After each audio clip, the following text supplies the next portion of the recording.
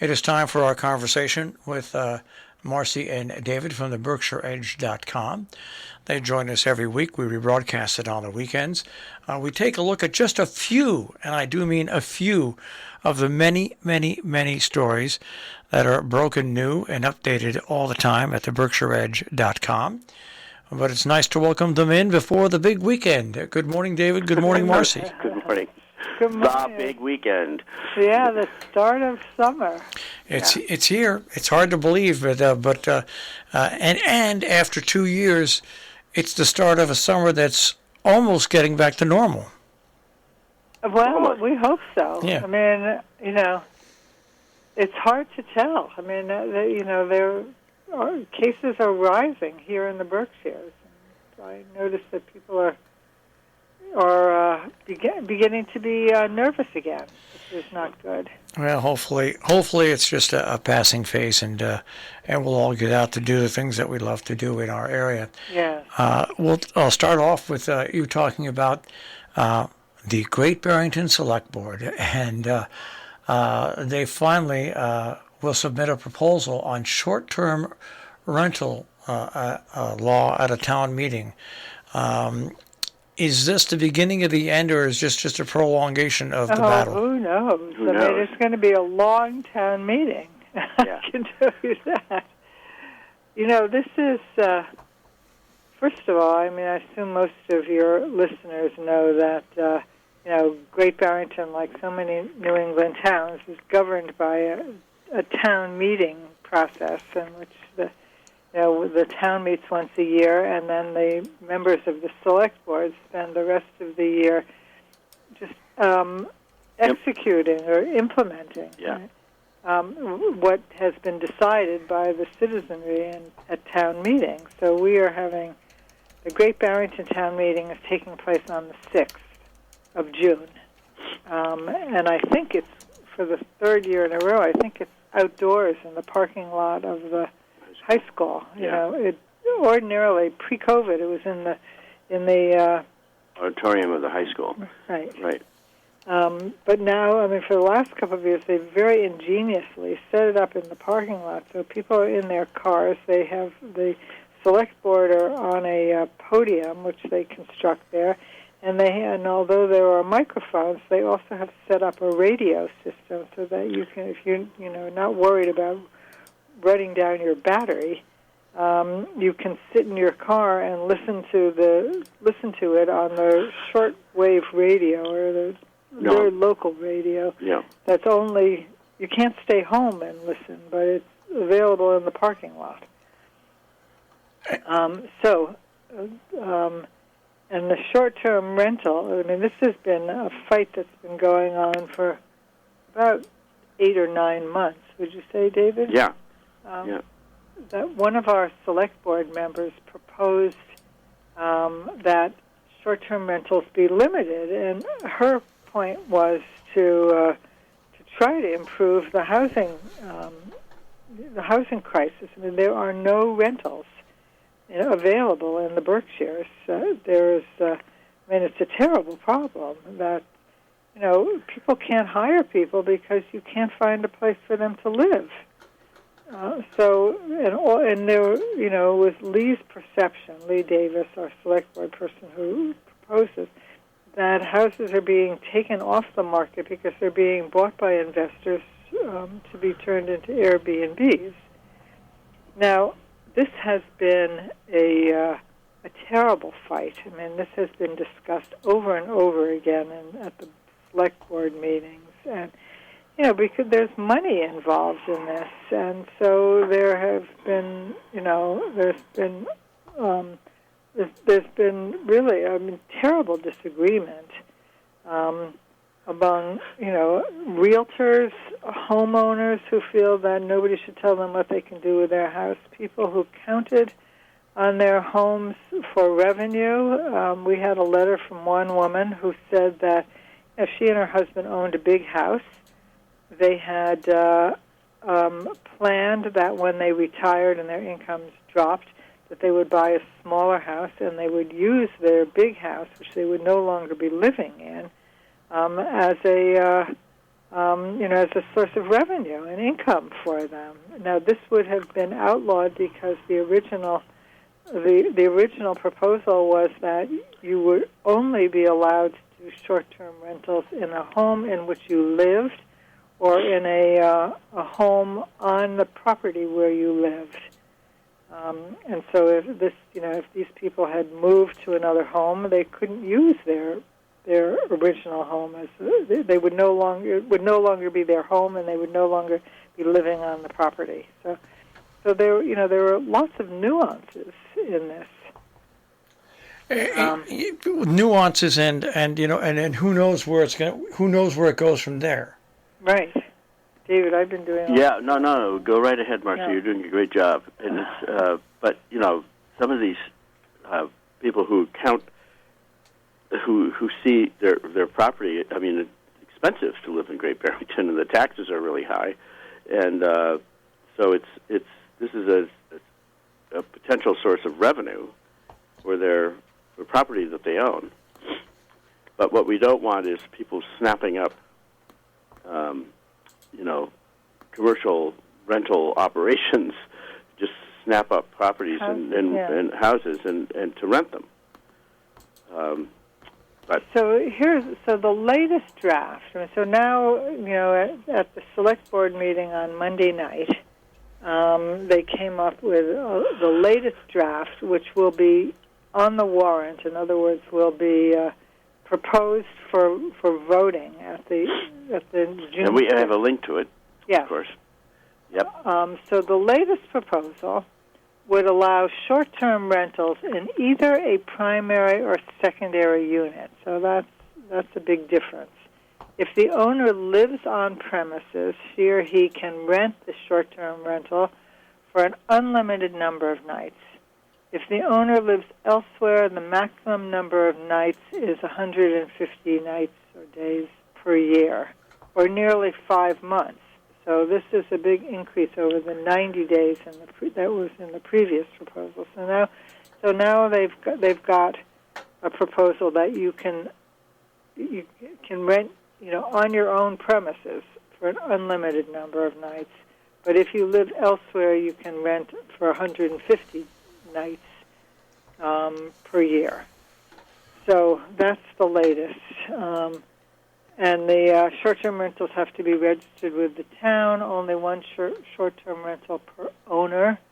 Corporations may not rent out short-term rentals, and limited liability corporations can do so, but relevant details about the LLC, such as the identity of the owner, must be disclosed when you register with the town. So this is, this is a much more lenient or liberal or whatever proposal than what was originally discussed, which was 90 days max only if you live there. It sounds a little confusing as well. Yeah. Yeah. Well, it's unlimited if it's your own home, and it's 150 nights if it's not your home. So that is not, or almost 5 months. But it does mean that, and the problem is that, you can make so much money on a short-term rental that why would you rent it to anybody who wants to live there year-round? I mean, it essentially, even with 150 nights allowed, it essentially takes the house off the market for And then, there are many businesses in the Berkshires who are desperate to hire people but can't hire people. I mean, we're looking for a reporter. We don't know if the reporter came from out of town where that person would live.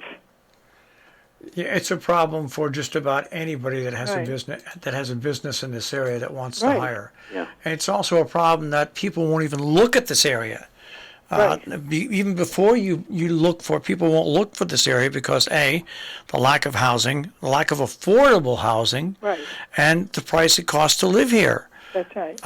And it makes it very hard for businesses. There's no doubt about it. And and that's and therefore businesses it's a vicious cycle because businesses don't thrive because they can't get workers. So that means that the circulation of money in the community is greatly diminished because they can't grow.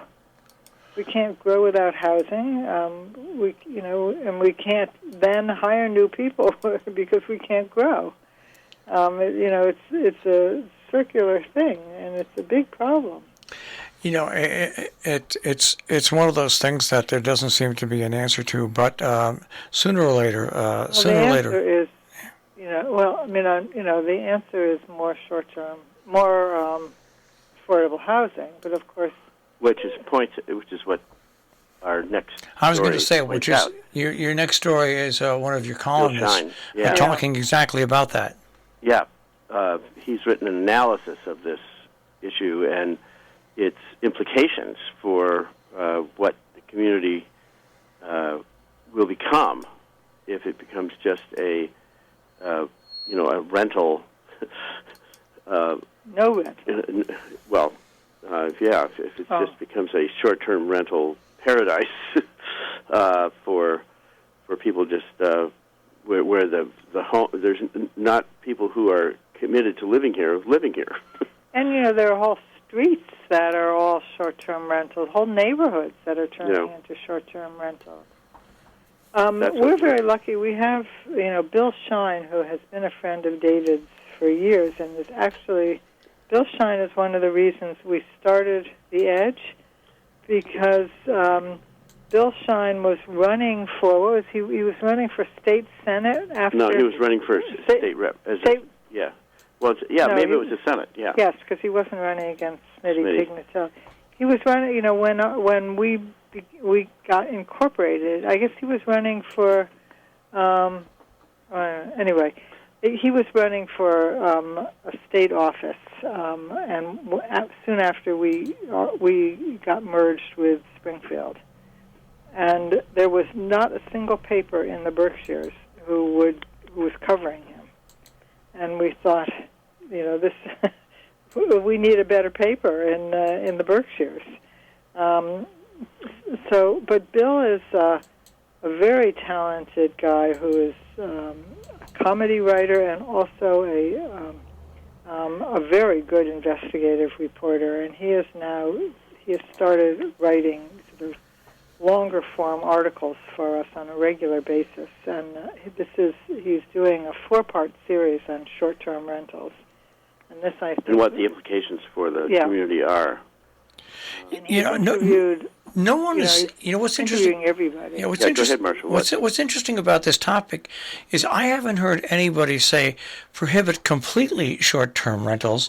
I've heard let's have a fine balance between short-term rentals and having housing so people can come here and live here and work here. Right. No one is out and outright banning it. No. That's what I don't understand.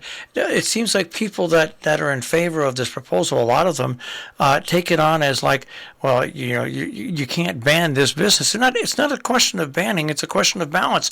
I mean, look at what happened in Great Barrington. There's one liquor license left for a store. All right, there's just one.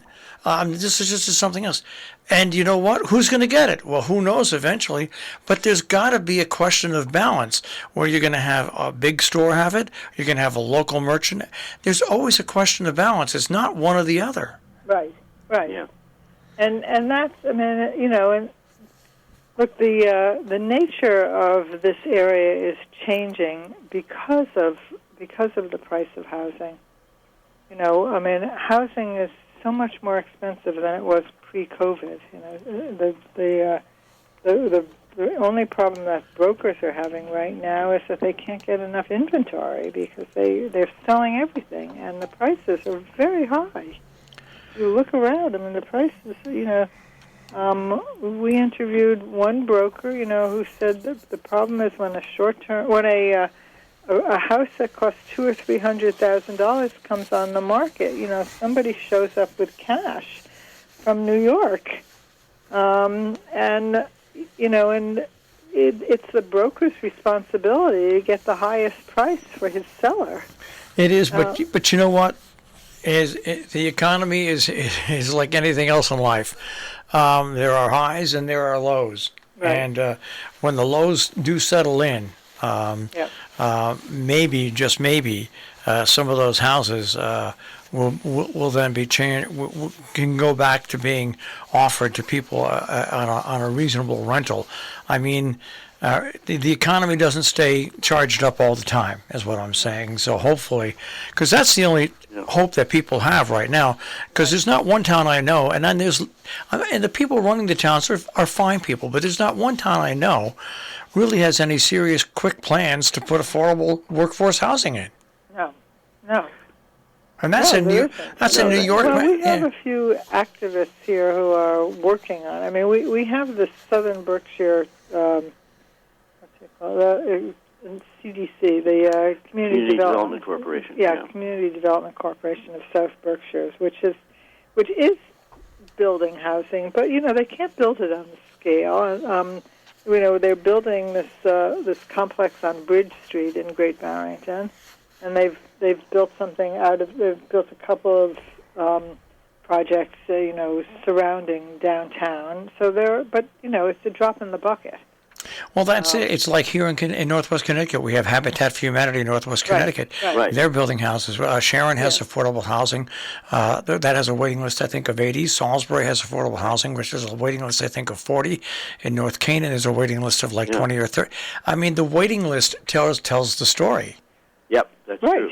Exactly. That's right. Yeah. It does, and it's yes, it does, and it doesn't happen quickly, and people don't want to live in, they don't want so much to live in apartments. They want to live in houses. Right. This is this is a single-family house community by and large. It is the Berkshire Edge on air here on Robin Hood Radio. We talked just a few about a major problem in this area. We just hit on a few stories, but you've got a story here next, which is a nice story, and that is a concert series being organized to honor somebody. Oh yeah. Yes. We have a local attorney, Harry Conklin, Harry Conklin, who was an attorney who was just beloved in the community. Yeah. And he died, and in his honor, and in his memory, a series of concerts is being organized to support what was one of his favorite projects, which is to support local farms and independent farmers. So there's this Harry Conklin Fund for Farmsteads, and project and concert, and there's a concert for a series of concerts that will support a cause that was dear to his heart, which was local farms and local farmers. Yeah, which is also a big problem. Yeah. We went to a reception the other night. There's a woman named Katie Sparks who is a foodie who has moved full time to the Berkshires from New York. She's a charming woman who has spent her career in the food business, and she has started to produce with a local production company a YouTube series of conversations with farmers about how and what they raise, and how it, and then part of it is conversations with farmers, part of it is cooking, and she shows how to cook the produce that farmers raise. But the real conversation is, this is really about how valuable farmers are, how important it is for us to, if we want to maintain the kind of food we have and the kind of lifestyle we have in the Berkshires, how important it is to support farmers. And your next story, I stole and mentioned it on the air, but I gave you credit for it. I give you credit for it, and that is another donation has come forward for the Clinton Church in Great Barrington, as they have a big tab in front of them to restore that, but they're slowly getting in that direction.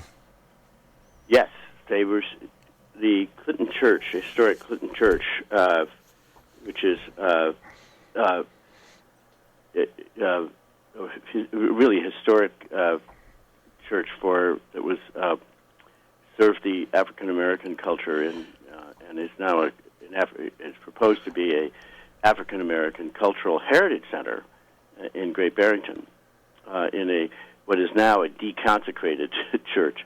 But it's the church that W.E.B. DuBois attended, and when he lived here, and so there's this.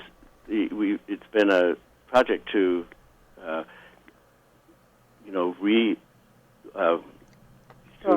restore this church, and it's supported by the Mass Cultural Council and the Massachusetts Development.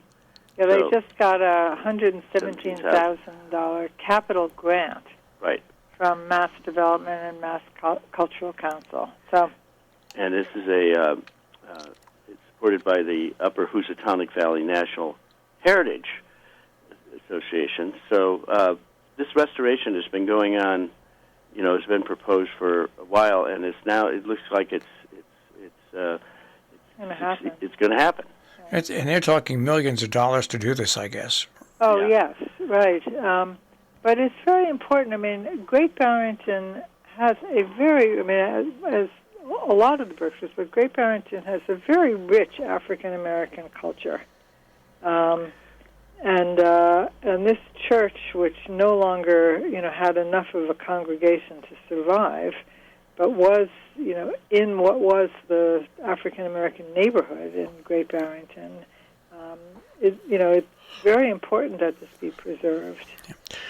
So, they hope that they will have programs and exhibitions that will. Well, it'll serve as a spiritual, cultural, and political hub, is what they're hoping for.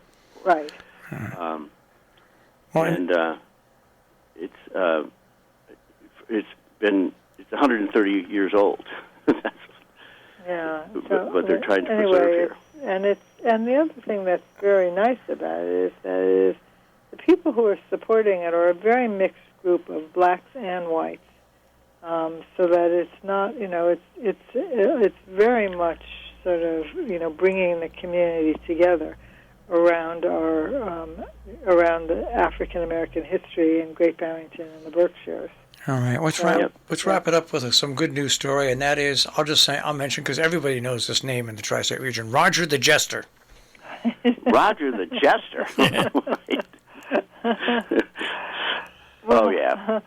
Well, he's a delightful character. Who entertains children regularly in public. We have a feature that highlights businesses and local businesses, and that BerkShares is our. We have a local currency. We have a local currency, actually. We could secede. That's things get out of hand. We could just secede. We have our own money. But in any case, BerkShares is a local currency that is accepted by local businesses here. And so once a month we do a story on a business that accepts BerkShares. Right. This is Roger the Jester. Roger Reed. Yep. Is one of the local businesses that accepts, and he's been doing this for 49 years. For children and their people and their children and their grandchildren have all been entertained by Roger the Jester. I mean, he does it publicly. He's available for parties, galas, birthday parties, galas, festivals, and he accepts BerkShares. Well, there you go. So he's a delightful character. Yes, right. So this is one of our people that contribute to the local color in the Berkshires. And the local currency. And the local currency, yes. Right. Gosh, I remember doing a live broadcast with Roger the Jester. Oh, really? Has to be close to 30 years ago. Yes, well, he's been doing it for nearly 50 years. Yeah, well, right. I was going to say Roger and I are in the same boat. Won't be long before they'll be wheeling him and myself out in a wheelchair. No, well, And laughing all the way. I mean, That's exactly right. That's Right, exactly I mean, right. no, he's a delightful character. Yep. Just Absolutely. it just it brings a smile to everybody, and he's just a delight. Just a real community institution, actually, all by himself. Well, these stories and many, many, many more at many more. the And BerkshireEdge.com. also look for our new print magazine in circulation. We've changed the name. It used to be called Berkshire's Calendar Magazine, and it is now called Out and About with the Berkshire Edge. All right, Out and About with the Berkshire Edge magazine format, of course, 24 hours a day, the BerkshireEdge.com. Have a great holiday weekend, guys, and we'll speak to you next week. Too. Thank you. All right, take care. Bye. Bye-bye. That is our show for today, the Berkshire Edge on air, the BerkshireEdge.com.